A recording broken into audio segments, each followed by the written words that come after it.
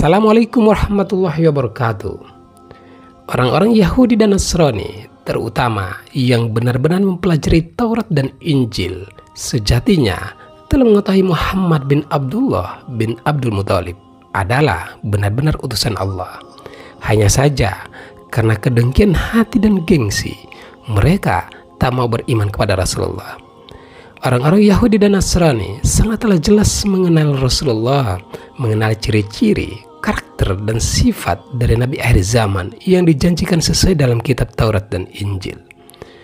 Orang-orang Yahudi dan Nasrani yang telah kami beri Alkitab, yaitu Taurat dan Injil, mengenal Muhammad seperti mereka mengenal anak-anaknya sendiri, dan sesungguhnya sebagian di antara mereka menyembunyikan kebenaran, padahal mereka mengetahui.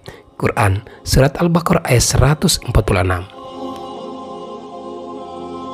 Suatu ketika, sahabat Umar bin Khattab bertanya kepada Abdullah bin Salam, seorang Yahudi tulen, tentang apakah dirinya mengenal Nabi Muhammad seperti mengenal anaknya.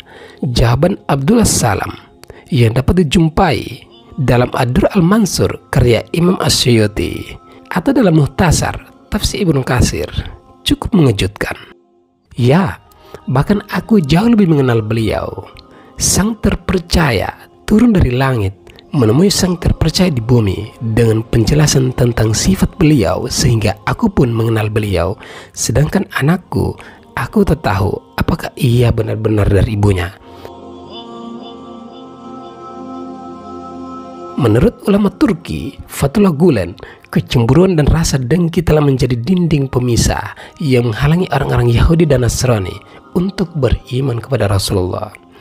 Dan setelah datang kepada mereka Al-Quran dari Allah yang membenarkan apa yang ada pada mereka, padahal sebelumnya mereka biasa memohon kedatangan Nabi untuk mendapat kemenangan atas orang-orang kafir, maka setelah datang kepada mereka apa yang telah mereka ketahui, mereka lalu ingkar kepadanya.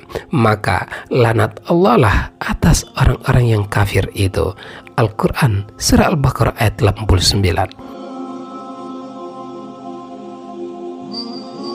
Menurut Fethullah Gulen, penyebab dari orang-orang Yahudi tidak mau beriman kepada Rasulullah karena Nabi penutup yang dijanjikan bukanlah dari kalangan mereka. Nasabnya tidak ke Nabi Isa atau Musa, melainkan nasabnya melalui jalur Nabi Ismail ke Nabi Ibrahim alaihissalam.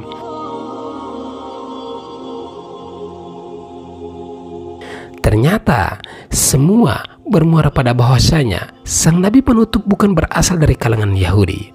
Seandainya saja Rasulullah muncul dari kalangan Yahudi, pasti akan lain ceritanya. Wallahu a'lam bishawab.